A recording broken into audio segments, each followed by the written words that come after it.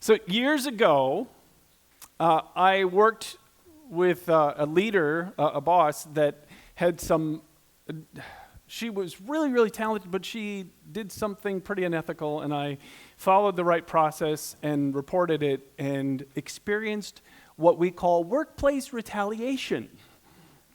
So much fun. I didn't know any of my rights at the time, and this is not a, oh, poor Brian story. Okay, that's not what this is, and so I'm telling you. I'm telling you that context. It was extremely painful to me. I was in it for a long time, but I'm telling you this because what happened to me, and I wasn't really conscious of this, but it was the outcome. I began to lose hope that anything would be different in that environment. I just thought, as it is, that's how it's going to be. And so that had two really big impacts on my life. First off, internally, it really changed me. I felt so much stress going to work every day, right? Can you imagine? Because you never knew what was going to happen to you. I felt a lot of anxiety. Fear is the anticipation of harm. Have you ever been in an environment where you feared, where you were afraid and you anticipated harm? And in that case, it was realistic because I was going to be harmed because that's what retaliation is about.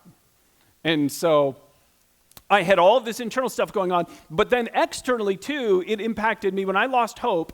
Internally, all this stress and anxiety and fear, but externally, I also kicked into fix-it mode. Have you ever seen, there's this Disney movie called Wreck-It Ralph, and the hero and the guy is a guy, actually Ralph is the hero, but the hero in the video game is a guy named Fix-It Felix. And I watched that cartoon. I can't tell you how many times that if I was coming back as a cartoon and animating my life, it would be Fix-It Brian. That's what it would be. This is me in fear mode. By the way, I only became aware of this recently. It's like when I feel afraid, one of the triggers that happens is I go into fix-it mode.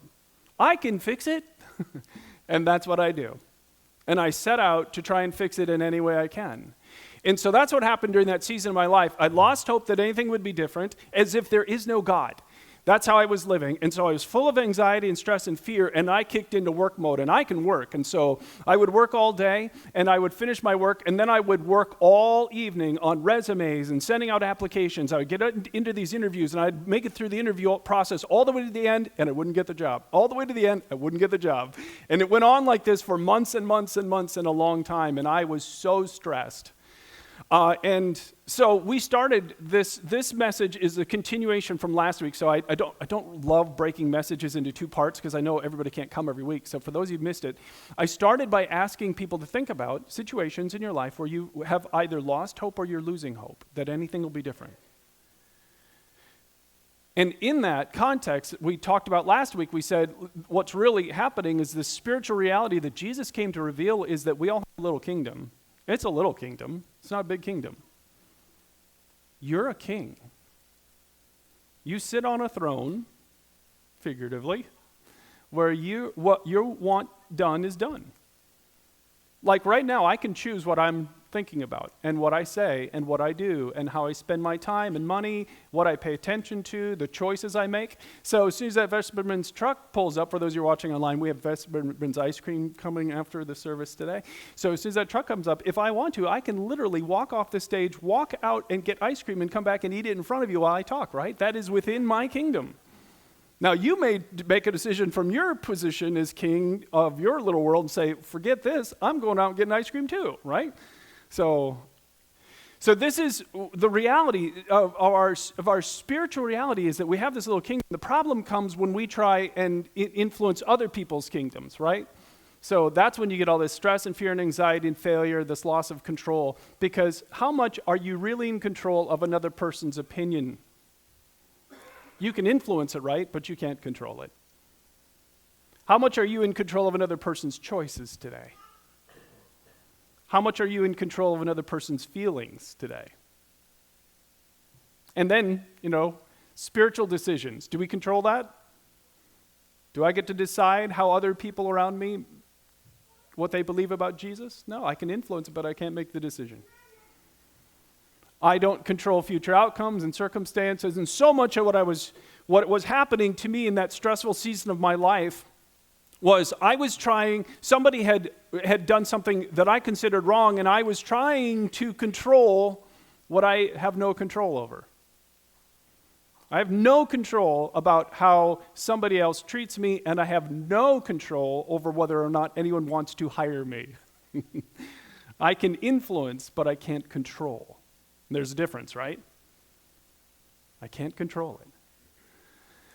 So I asked you this last week. What do you do when you're losing hope? And we talked about two things. We said, well, you have to watch out for signs that you're trying to control outcomes that are outside of your little kingdom. And the signs are always anxiety, fear, stress, worry.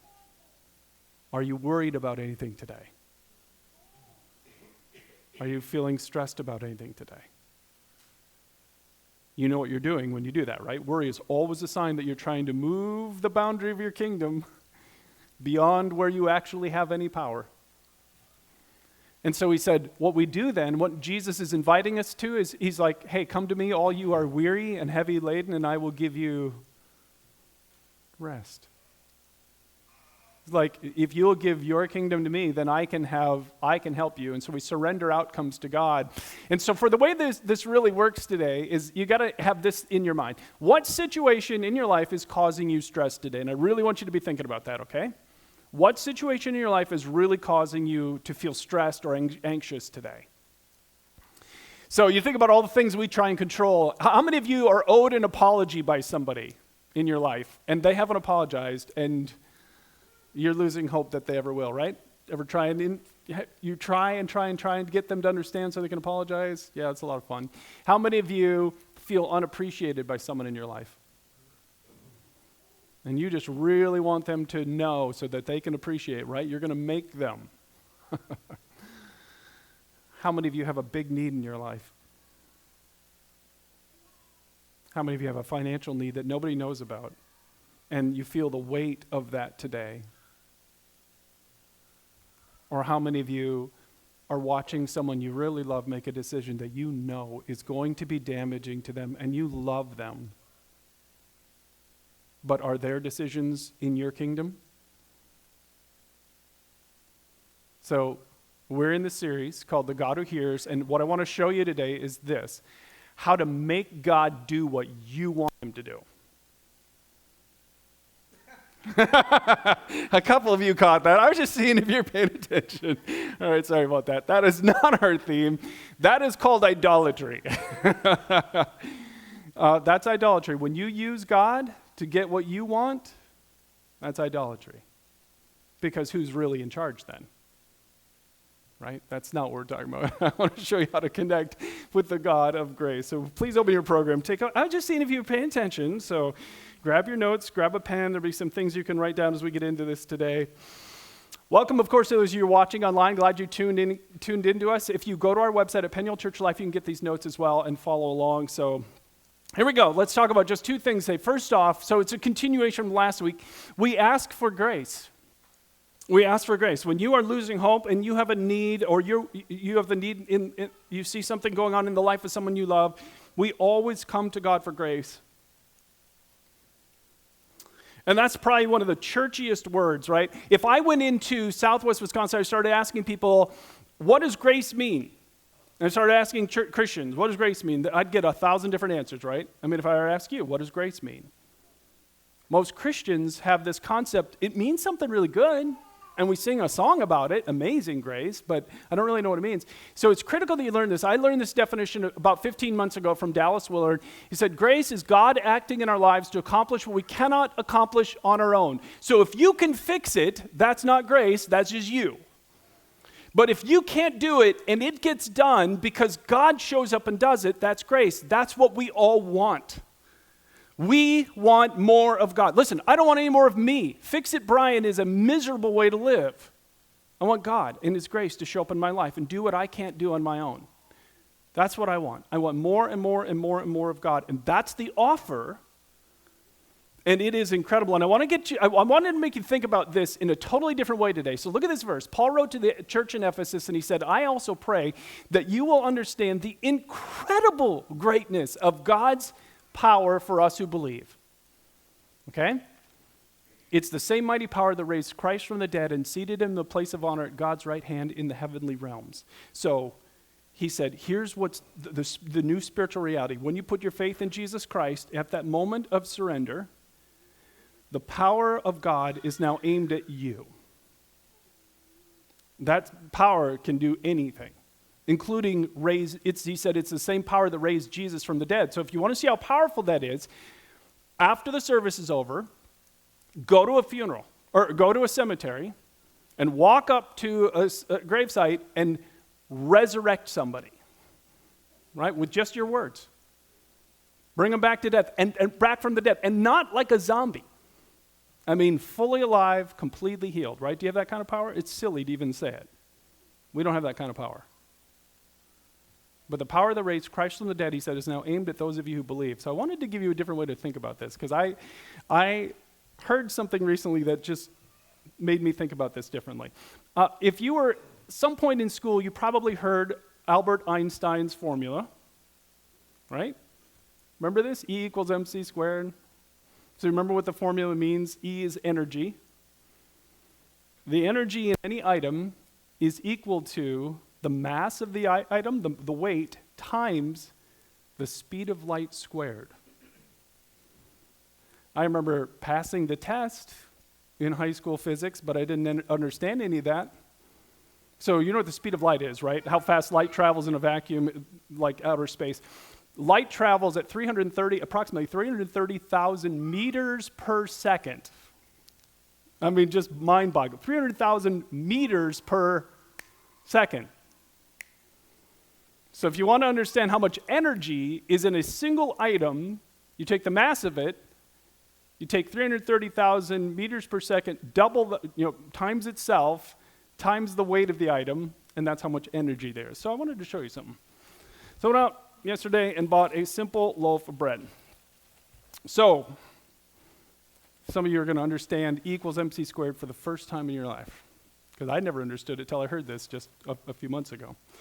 So to understand how much energy there is in a simple loaf of bread that many of you have at home, sitting on the counter, you take the mass of the item, how much it weighs, and multiply it times the speed of light squared. Do you know how much energy is in a simple loaf of bread? 45 petajoules. Now, I know nothing about electricity. I know nothing about energy, so I had to look that up. But look at all the zeros behind that. That's how much energy is in this simple loaf of bread. Do you know how much energy that represents in this loaf of bread? It is enough energy in this loaf of bread to run every single electronic device on the planet for the next 38 minutes. Everything that requires electricity, a nuclear reactor, every car, every child's toy, the entire city of Paris, everything on the entire planet for 38 minutes is the amount of energy, potential energy in this bread. If you turned it into a bomb, can you know how big that bomb would be? That's how much energy would be unleashed in a loaf of bread. So here's what Paul's praying. Paul's praying, I just wish you knew how much power was aimed at you people. And here's what the Bible tells us, that Jesus Christ created everything. So the power in that bread, Jesus made it. And in Colossians 1, it says he holds it all together and sustains it all. This is why when you read Matthew, Mark, Luke, and John and read about Jesus, he had no problem handling any problem that came up. Hey, he's at a wedding in Cana, and they're like, hey, we're out of wine, and it's, the bride's big day. Can you do something? And Jesus is like, okay. Because how hard is it for the God who put 45 petajoules of energy into that loaf of bread to, with a word, change water into wine? I mean, the power to do that is amazing. How hard is it to take 5 loaves of bread and 2 fish and be standing in front of a crowd of thousands of hungry people and say, that's enough. My power with that item can make it all work out. And that's what happens. And you feed 5,000 men, not counting women and children. Because he's that powerful. And here's the cool thing. His power is aimed at you now. His power is aimed at you. That's what grace is. Grace is God's power showing up in your life to do what you can't do. So, 2 things to pray about when you're losing hope, when you're struggling with a big problem. I ask grace, and you can think of it as power, to change the circumstance. I ask for grace, or you could say power, like I said, to change the circumstance. Because his power can easily change any circumstance that you are struggling with, that you're dealing with. I think, and I've told you before, one of the saddest things I think I'm going to experience when I get to heaven will be when I look back and I see the reality of this verse. Look at this. James said, "You do not have because you do not ask God." I think I will be incredibly sad how many times I look back at my life and I see how many times God was standing right there, ready to move, and I never even asked. I just kicked into fix-it mode and I solved the problem myself. And I missed him. Grace is power, and he is ready to do more. One amazing, if you want to read a good book, I told you about this guy a couple of weeks ago, Jim Cymbala. He wrote a book called Fresh Wind, Fresh Power. And he pastors that church in New York City, and because they so believe in the power of prayer, every Tuesday night as a church, they gather and they pray. That's all they do on Tuesday night. They gather together as a church and they pray. And they have seen example after example of power. One of the stories he tells I think it was in the book, is a woman named Arlene who had cancer. And the doctors had exhausted all of their treatment efforts. There was nothing that could be done for Arlene. She was simply going to die. And the family came to the church and they said, "Would you please pray for Arlene?" And so every Tuesday night as a church, they began to pray for Arlene, praying for God's healing power, right? You think about the power that would have to go on inside a body that is full of cancer and the person's dying. And they just began to pray and pray and pray. And then all of a sudden the doctors started noticing something seems different with Arlene. And they started noticing some of her blood work started coming back strange. And then when they did the full tests, every trace of cancer from her body was gone. That took some power, right? To undo what was going on inside of her. And he doesn't tell the story as an example that Jesus Christ wants to heal all forms of cancer in the world. He could. With one word, it wouldn't even be hard. He can put 45 petajoules of power and energy in that loaf of bread. He can handle it. But what he tells a story is that you and I have such low expectations of seeing God do anything. That's why he told the story. And how many times do we encounter problems and we don't even pray because we don't think he'll do anything anyway? So we pray. And we have to retrain ourselves. When we encounter these problems, we're bringing it to God. We're asking you to change the circumstance. We're not telling him, right? Because then who's in charge? I am. But we have not because we ask not. And we need to begin to ask. We ask for him to change the circumstances, but we also, and this is more important, and if you want to, I said this, you can write it simply, you could write it, say, I ask for God to change me. If you want to write it a different way to match the previous one, I ask for God to change the circumstance, but really what I'm asking is I want him to change me. I want him to reshape my character.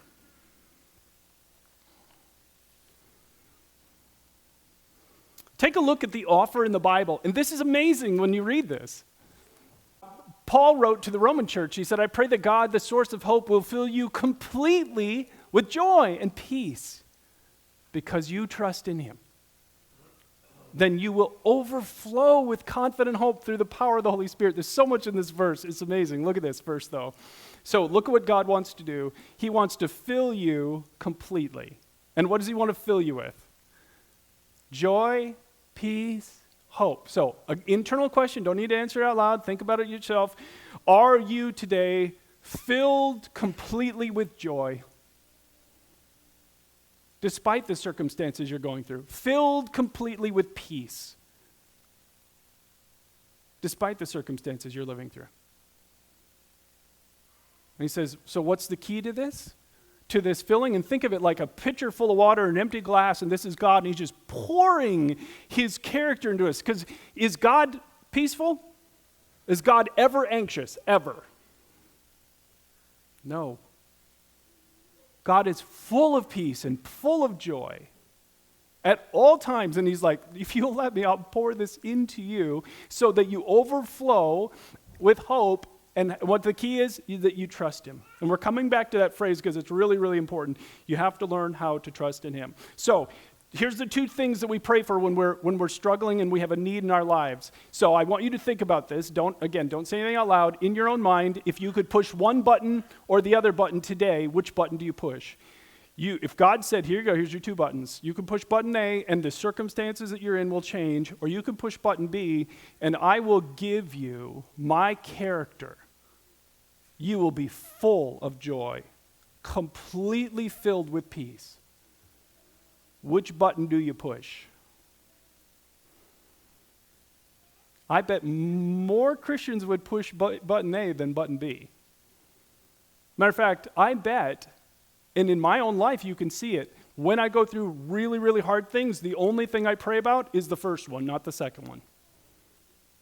God, change the situation. Take this circumstance away. Seldom do I say, and by the way, would you pour your peace completely into me? Would you pour your love into me? But I want to argue with you. I want you to think about how much more important button B is. Because answer this question in your own mind again. What's the one thing you're bringing with you into eternity? The one thing.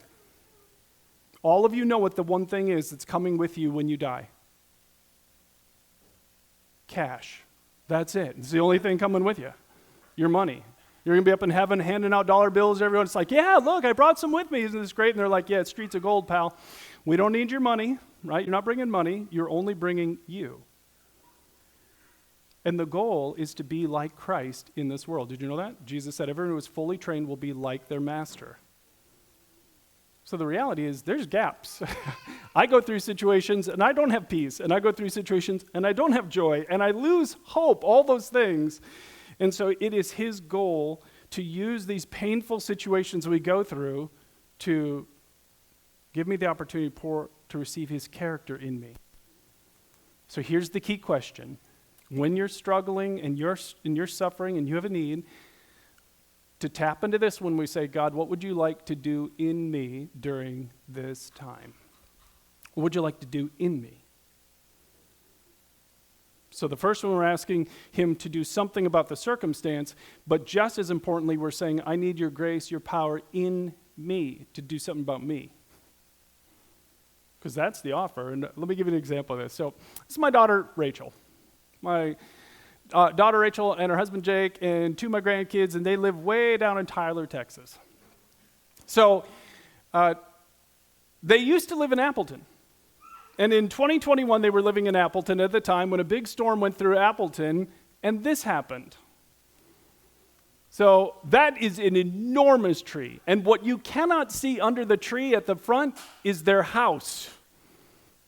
The tree fell on their house in 2021 in Appleton. So thankfully everyone was okay, lots of damage. They spent all that money and time getting it all cleaned up. You can imagine how much of a mess that was, how long that took to get insurance and everything done. And they get it all cleaned up, they get it all taken care of, and then they end up putting their house on the market. He gets a job offer down in Tyler, Texas. They move their whole family to Tyler, Texas. Remember, that's 2021. 2024. They're living in their house in Tyler, Texas, and a storm goes through. I have never in my life had one tree fall on my house, ever. And in 3 years, they have 2. And so they have to go through the whole thing again. They have to go through all the expense, getting it off their house, getting the roof damage repaired, all the different things. And then, just a short time ago, a storm went through. And this time it wasn't the full tree, just part of the giant branches. 2021, 2024, 2026. And while they were playing in the backyard, another branch fell off and almost hit my grandson, Lincoln. Would have killed him. So now they're like, we've got to remove all trees from our presence, right? All trees. But do you know how expensive that is? Some of you know, right? It's incredibly expensive, and they don't have the money, and so they are in a situation where they need grace because two of them are dying. That's why they are falling. They have to get them out. And they don't have the money, so they need grace, right? So this is what I'm saying. You pray for these two things. God, I'm asking for grace with this circumstance. Please help. And what could he do, right? How's he going to take trees down? And then you pray for the other thing. But God, I'm also asking for grace in me. Allow this circumstance to deepen my trust in you. Do you see both of them? For those of you who are struggling with something really painful today, are you praying for both of them? Are you praying for both aspects of grace? And then once you get this, then the only other thing you need to do is you need to train yourself to anticipate seeing the goodness of God. Train yourself to anticipate that you will see the goodness of God, and this is critical.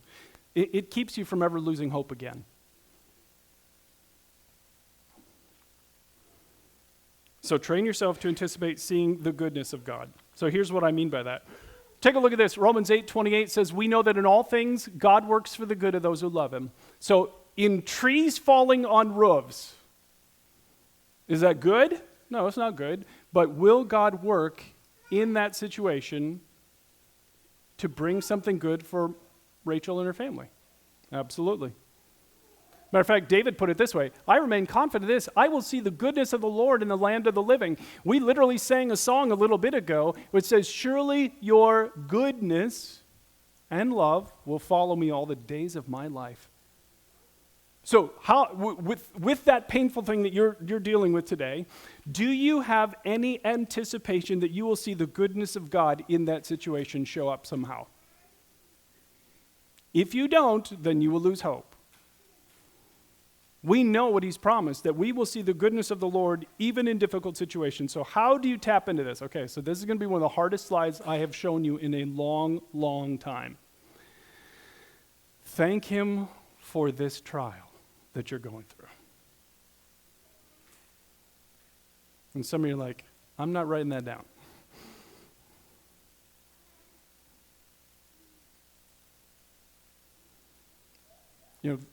Super hard to do. And you read in the New Testament, this is the attitude they had. Look at, I don't have this verse on your notes. If you want to write it down, it's a great verse. James chapter 1, verse 2. James wrote and said, consider it pure joy, my brothers and sisters, when you face trials of many kinds, because you know that the testing of your faith produces all these positive things. It goes on to say it. So he's like, here's how I want you to respond. When bad things happen in your life, just rejoice, right? That's what we all do.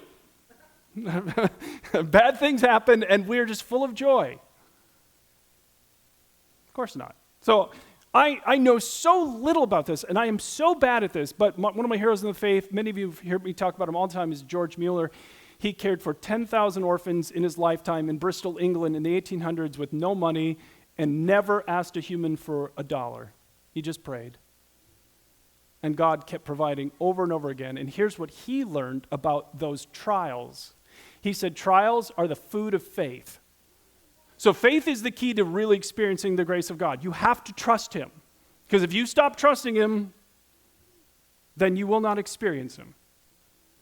And he said, faith or trials are the food of faith. That's what makes your faith grow. And he said, the only way to learn strong faith is to endure great trials. Isn't this like the worst thing ever in church to say? I mean, it's like, why can't Netflix and a big bag of Doritos cause great faith? I mean, that would be awesome. But the only way to learn great faith is to go through great trials and keep trusting in him. Because then you experience him.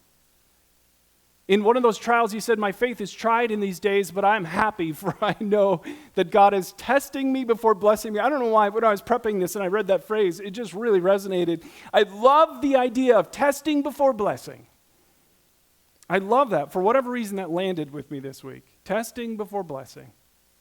Some of you are like, man, he must be ready to bless my socks off because of the testing that I'm enduring right now. Testing before blessing. And then he said this difficulty is only a new platform for God to show his goodness. So what was George Mueller anticipating seeing? The goodness of God.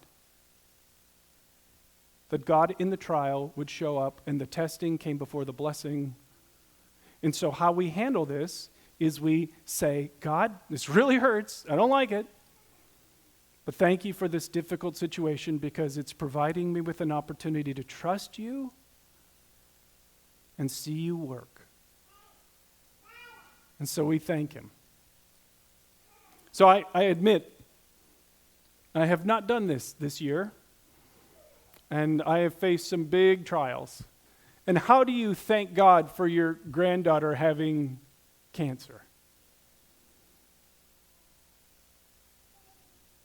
So this last 2 weeks ago, I sat down with my list of yuck from this year. And I went line by line through each of these things. And as an act of faith, I said, thank you for this trial. Because it's going to give me an opportunity to trust you and get to see you work. Now, I admit, the very first time I said thank you, I said it more like, thank you, right, through gritted teeth. But there's a softening that comes as you trust him. And then thank him for the goodness he will show you. And you thank him before you see it. If you thank him after you see it, that's gratitude. If you thank him before you see it, that's faith. If you thank him after you see it, that's gratitude. If you thank him before you see it, that's faith. And that's what he wants, and that's when he shows up. So the irony of all of this stuff with my daughter and all of these trees and the tree stuff, about a month ago, my daughter and I both listened to a lot of sermons by a guy named Dallas Willard. And he's had a huge impact on us spiritually over the last 15 months. And she was like, Dad, we were talking on the phone. She said, Dad, I got to just tell you, I was listening to one of his sermons today. And he said this amazing quote. And I was driving at the time. I said, can you text that to me? Because that is pretty cool. Here's literally what she texted me. Not that, here. With faith, when you see troubles, you say, hot dog, here comes God. We're going to see God now. And because I just thought that was cool. That's what he said. And she was just so wowed by that. She's like, right. So then all of a sudden, tree, right? Hot dog, here comes God. We're going to see God now, right? I mean, if you really trusted God and the goodness of God, you would rejoice in your troubles, right? So I was talking to my daughter this week and I said, remember what you texted me about a month ago? Hot dog? And she said, I'm saying hot dog to God all day long. Hot dog. Hot dog. So then she told me this week what God has done so far. So they obviously have been bringing out lots of tree people to have bids and estimates, and they're very, very expensive. And the ones in the backyard, because of where they are, they can't get them out even if they can drop them. So it's going to be incredibly expensive. And they just keep getting bid after bid after bid. And they brought in this guy this last week to get a bid. And they were kind of hoping that he would be the cheap one because he didn't have any kind of web presence. All word of mouth. It's like, okay, just one of those guys that does this. He was the most expensive of them all. And so, she was standing there afterwards, got the bid, and her and Jake were standing there like, no. And she said, I don't suppose you would consider an exchange of goods. And he said, I love bartering. What'd you have in mind? And they said, well, Jake is a graphic artist. He runs his own company. Do you need business cards? Yeah, I don't need those. Do you need like a logo and a branding design? No. Well, he also makes his website. He said, I need a website. No one can find me. And so they stood on the backyard and negotiated this whole thing out. Every tree is coming down. The one in the backyard, they'll have to figure out a way to get it out after he drops it. Every tree is coming down, and the price is unbelievably low. And they are experiencing grace. They're experiencing grace. Because I asked you a sincere question when I said, what's God going to do? How's he going to take trees down? Well, he just happens to bring him a guy who needs a website, and Jake knows how to build websites. This is our God. He has more power in that loaf of bread. He's not limited. There is no problem in your life that he cannot handle. So, what's causing you stress and anxiety and fear today? It's really critical that you understand there is no part of God that ever wants you to be afraid, ever. One of the marks that you're growing spiritually is that you are less and less ever afraid. Fear dies when you get a good concept of who God is. It's one of the surest signs of spiritual growth. But some of you, this is me, in fix-it mode. Yep, fix-it mode. I'm going to solve it all myself. And I really want you to think about this. Have you asked for both kinds of grace? God, change the circumstance, but change me too. Use this to change me. And then really critical, and this is what I'm focused on right now in my life, train yourself to expect to see the goodness of God. By thanking him for these difficult things, because they are the opportunity for your faith to grow, for you to rely on him, and thank him that you will see his goodness, because he'll show it to you. Let me have you bow your heads as we finish today. This is a God who cares about every detail of your life. In that verse in Psalm 23, it says, his goodness and unfailing love are pursuing each of us every day of our lives, and that's the truth spiritually.